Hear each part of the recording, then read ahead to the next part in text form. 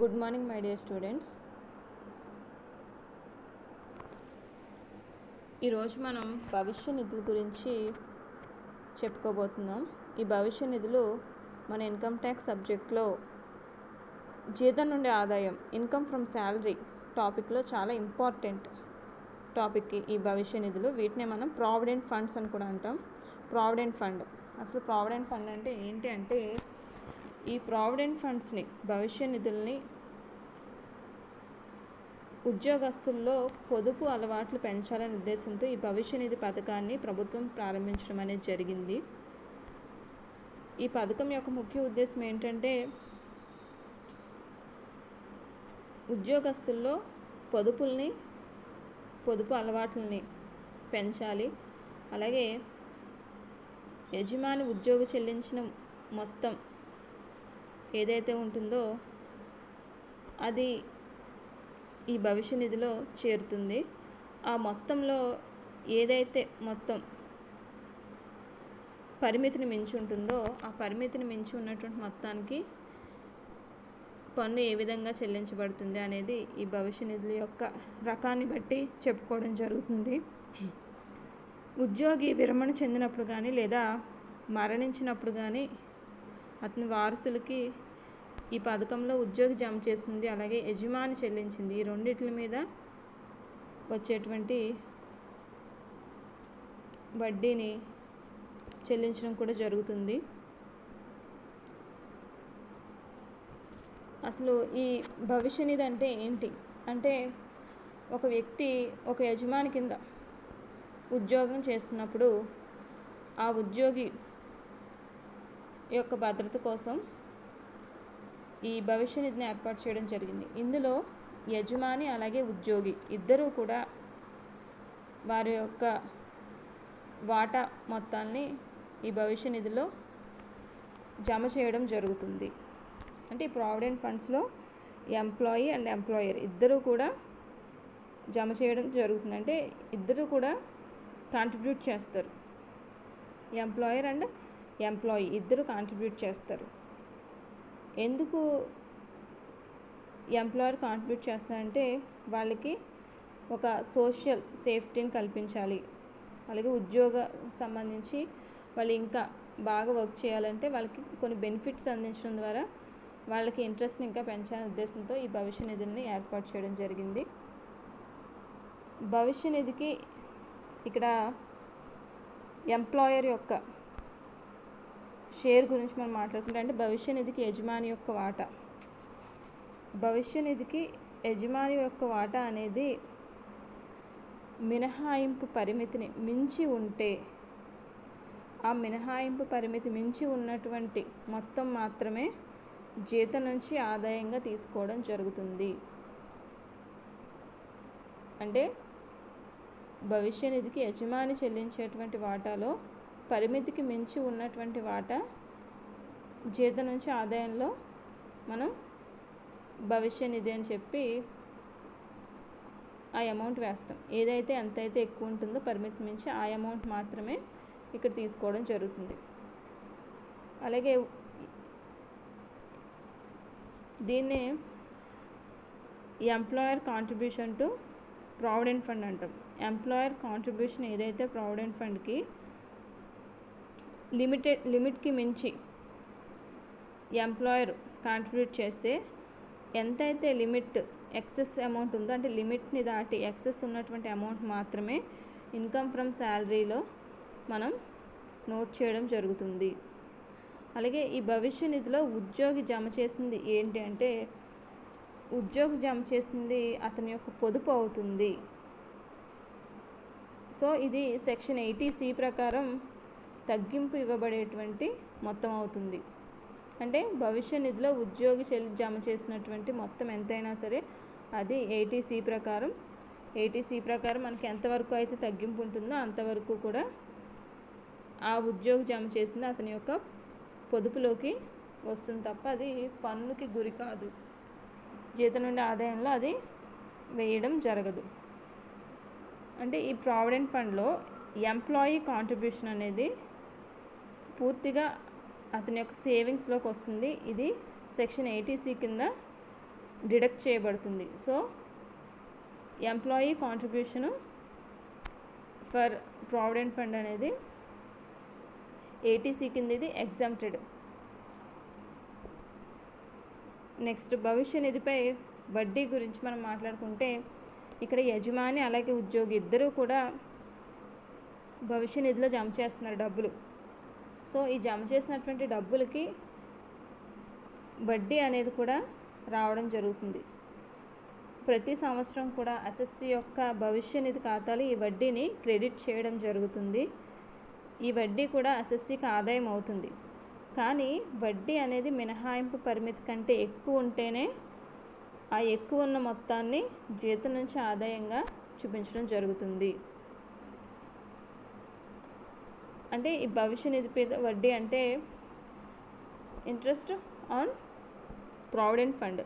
దీన్ని ఎలా క్యాలిక్యులేట్ చేయాలంటే మనకి ఇది అతని యొక్క ప్రావిడెంట్ ఫండ్ అకౌంట్కి క్రెడిట్ అవుతుంది ఎవ్రీ ఇయర్ కూడా. సో ఎవ్రీ ఇయర్ ఈ అమౌంట్ క్రెడిట్ అవుతుంది కాబట్టి ఇది ఎంప్లాయీకి ఇన్కమ్. బట్ ఇది ఎప్పుడు ఇన్కమ్ కింద మనం ఇన్కమ్ ఫ్రమ్ శాలరీలో తీసుకుంటాము అంటే యాక్చువల్ లిమిట్ ఎంత అయితే ఉంటుందో ఇంట్రెస్ట్ ఆన్ ప్రావిడెంట్ ఫండ్కి ఆ లిమిట్ని దాటి ఉంటే అంటే ఎక్సెస్ ఆఫ్ లిమిట్ ఏదైతే అమౌంట్ ఉంటుందో ఆ అమౌంట్ని మాత్రమే మనం ఇన్కమ్ ఫ్రమ్ శాలరీలో క్యాలిక్యులేట్ చేయడం జరుగుతుంది. ఇది ఇప్పటివరకు చెప్పినంత కూడా ఈ భవిష్య నిధి అంటే ఏంటి, దానిలో ఎవరి వాటా ఎంత ఉంటుంది అనే దాని గురించి డిస్కస్ చేసుకున్నాం. ఇప్పుడు ఈ భవిష్య నిధులు ఎన్ని రకాలు అంటే ముఖ్యంగా భవిష్య నిధులు అనేవి ఆదాయ పన్ను దృష్ట్యా 4 రకాలుగా చెప్పుకుంటాం మనం. అందులో ఫస్ట్ది శాసనాత్మక భవిష్య నిధి. ఇది చాలా ఇంపార్టెంట్, మీకు ఎక్కువగా సంస్థలో వచ్చేది ఇది. అలాగే దాని తర్వాత ఉన్నటువంటి గుర్తింపు పొందినటువంటి భవిష్య నిధి. ఈ రెండు ఎక్కువగా వచ్చేటువంటివి. సో జాగ్రత్తగా వినండి. శాసనాత్మక భవిష్య నిధి, దీన్నే మనం స్టాచ్యుటరీ ప్రావిడెంట్ ఫండ్ అంటాం. దీనికి ఇంకొక పేరు ఏంటంటే ఎస్పీఎఫ్ అని కూడా అడుగుతూ ఉంటారు ఒక్కసారి. కాంట్రిబ్యూటెడ్ టు ఎస్పీఎఫ్ అని, స్టాచ్యుటరీ ప్రావిడెంట్ ఫండ్ అని, అలాగే శాసనాత్మక భవిష్య నిధి అని చెప్పి మీ సమ్లో ఇవ్వడం జరుగుతుంది. ఈ శాసనాత్మక భవిష్య నిధి అంటే ఏంటి అంటే ఇది భవిష్య నిధి చట్టం ప్రకారం 1925 ప్రకారం దీన్ని ఈ భవిష్య నిధిని శాసనాత్మక భవిష్య నిధి నిర్వహిస్తున్నారు. ఇది కేంద్ర రాష్ట్ర ప్రభుత్వ ఉద్యోగస్తులకి అలాగే స్థానిక సంస్థలు అలాగే విశ్వవిద్యాలయాలు మరియు గుర్తింపు పొందినటువంటి విద్యా సంస్థలు ఏవైతే ఉంటాయో వాటిలో పనిచేసేటువంటి ఉద్యోగస్తులకి ఈ శాసనాత్మక భవిష్య నిధి అనేది వర్తిస్తుంది. అంటే ఎవరైతే state government employees, central government employees and local బాడీస్లో వర్క్ చేసేవాళ్ళు, అలాగే యూనివర్సిటీస్లో వర్క్ చేసేవాళ్ళు, అలాగే రికగ్నైజ్డ్ ఎడ్యుకేషన్ ఇన్స్టిట్యూట్స్ ఏమున్నాయో వాటిలో జాబ్ చేసేటువంటి ఎంప్లాయీస్ అందరికీ కూడా ఈ స్టాచ్యుటరీ ప్రావిడెంట్ ఫండ్ అనేది అప్లికబుల్ అవుతుంది. సో వాళ్ళకి ఈ శాసనాత్మక భవిష్య నిధిలో వాళ్ళు ఎవ్రీ మంత్ వాళ్ళ యొక్క పిఎఫ్ని ప్రావిడెంట్ ఫండ్ని ఇందులో వాళ్ళు జమ చేయడం జరుగుతుంది. దీనికి యజమాని చెల్లించినటువంటి మొత్తం అంతా కూడా పూర్తిగా మినహాయింపు కలిగినటువంటిది. అంటే మీరు బాగా గుర్తుపెట్టుకోండి, శాసనాత్మక భవిష్య నిధి అని ఇచ్చినప్పుడు స్టాచ్యుటరీ ప్రావిడెంట్ ఫండ్లో ఎంప్లాయర్ కాంట్రిబ్యూషన్ అంటే యజమాని చెల్లించింది పూర్తిగా మినహాయింపు కలదు. ఎగ్జంప్టెడ్ ఇన్కమ్ ఇది fully exempted income. Contribution to statutory provident fund for employer contribution ఏదైతే ఉందో అది ఫుల్లీ ఎగ్జంప్టెడ్. యజమాని చెల్లించినటువంటి భవిష్య నిధికి చెల్లించినటువంటి మొత్తం పూర్తిగా పన్ను నుంచి మినహాయించబడుతుంది. మరి ఉద్యోగి చెల్లించింది అంటే ఉద్యోగి చెల్లించింది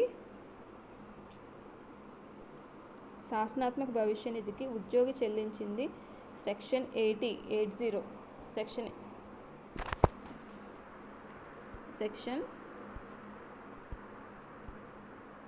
80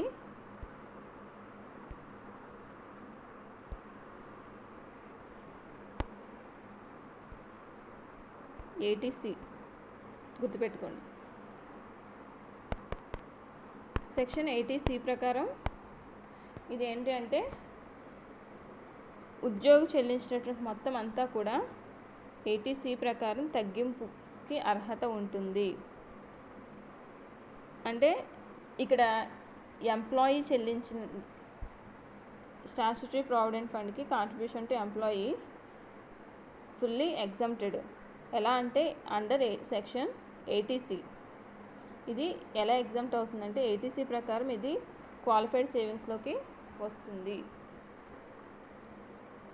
సో శాసనాత్మక భవిష్య నిధి మీకు సమ్లో ఉన్నప్పుడు ఏం చేయాలి అంటే మీరు అసలు ఇది లెక్కలోకి తీసుకోకూడదు. ఎందుకని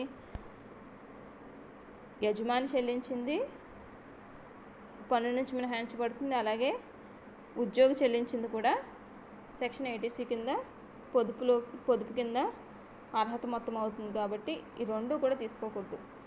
కొన్ని సందర్భాల్లో శాసనాత్మక భవిష్య నిధికి వడ్డీ అని ఇస్తాడు. అంటే శాసనాత్మక భవిష్య నిధికి క్రియేట్ చేసినటువంటి వడ్డీ అని ఇస్తాడు.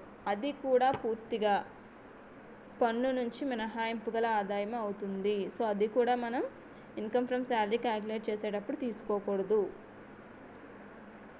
అంటే స్టాట్యూటరీ ప్రావిడెంట్ ఫండ్కి ఇంట్రెస్ట్, క్రియేటెడ్ ఇంట్రెస్ట్ అని ఇచ్చినటువంటి అమౌంట్ ఏదైతే ఉంటుందో ఆ అమౌంట్ కూడా ఫుల్లీ ఎగ్జంప్టెడ్ ఇన్కమ్.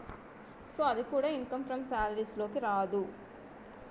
సో గుర్తుపెట్టుకోండి, శాసనాత్మక భవిష్య నిధి యజమాని వాటా పన్ను మినహాయింపు ఉంది, ఉద్యోగి వాటాకి 80C కింద అర్హత పొదుపులోకి వస్తుంది కాబట్టి అది కూడా పన్ను నుంచి మినహాయింపు ఉంది, వడ్డీకి కూడా మినహాయింపు ఉంది. సో ఈ మూడు కూడా మనం జీతం నుండి ఆదాయం లెక్కించేటప్పుడు తీసుకోకూడదు. ఓకే, నెక్స్ట్ గుర్తింపు పొందినటువంటి భవిష్య నిధి. దీన్నే రికగ్నైజ్డ్ ప్రావిడెంట్ ఫండ్ అంటాం. ఈ రికగ్నైజ్డ్ ప్రావిడెంట్ ఫండ్ గురించి మీకు నెక్స్ట్ క్లాస్లో చెప్తాను.